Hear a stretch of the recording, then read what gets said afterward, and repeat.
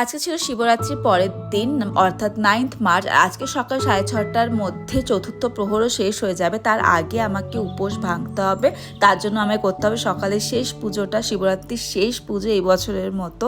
তো সকালে উঠে স্নান টান করে সব কিছু করে ফেললাম। যদিও শিবরাত্রিতে রাত জাগতে হয়, একটা সময় ছিল সারা রাত সিনেমা দেখে কাটাতাম।